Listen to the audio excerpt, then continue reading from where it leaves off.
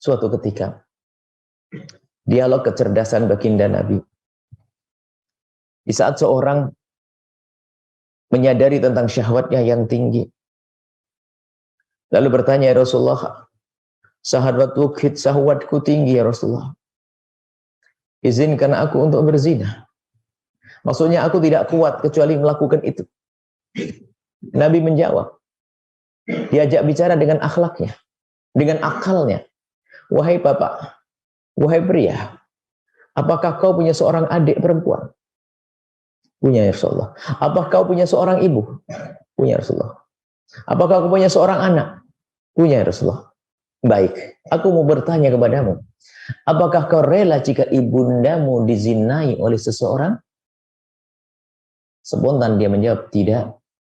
Apakah engkau rela jika anak perempuanmu dizinai seseorang? Jawab, tidak. Apakah engkau rela jika adik perempuanmu dizinai seseorang? Jawab, tidak. Lihat, akal sehat bakal nerima.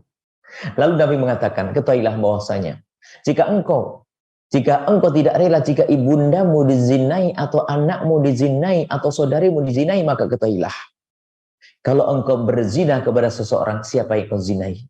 Dia adalah seorang wanita yang mungkin dia adalah ibunya seseorang, atau saudarinya seseorang, atau anaknya seseorang. Pasti di sana ada yang orang tidak rela seperti kau tidak rela. Mikir dia, benar juga. Kalau kita menghinakan wanita, sesungguhnya kita telah mengajari orang lain untuk menghinakan wanita kita juga. Maka kalau kita bisa menghargai wanita lain, maka ketahuilah mereka pun akan menghormati wanita kita, memuliakan wanita. Nah, dalam kisah tersebut lihat, Nabi menyebutkan bahwasanya orang tersebut tidak rela jika istrinya dinodai. Karena tidak rela kalau ibunya dinodai, atau adiknya dinodai, atau anaknya dinodai, dia sadar dengan akhlaknya.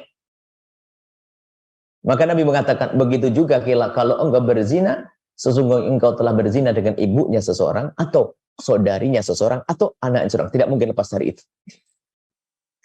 Dan tentu ada yang marah. Mereka mengatakan iya. Biarpun selanjutan dari kisah hadis ini adalah, orang tersebut ternyata masih mengatakan tidak kuat. Ya Rasulullah, aku mengerti kalau itu tidak baik dan tidak tepat, tapi aku tidak bisa meninggalkan zina ya Rasulullah. Ini adalah peringatan para ahli tarbiyah bahwasanya ternyata tidak cukup ya untuk menghindar dari kehinaan dengan akal saja. Padahal kita mengerti itu haram, itu dosa, pun kadang kita melanggarnya. Akan tapi ketahuilah kedekatan seorang kepada hamba, kepada Allah, itulah yang menjadikan seorang berhenti dari kemaksiatan dan kehinaan. Apa pria tersebut? Ya Rasulullah, aku susah meninggalkan zina. Bayangkan, dengan akalnya dia bisa menerima bahwasanya zina tidak baik.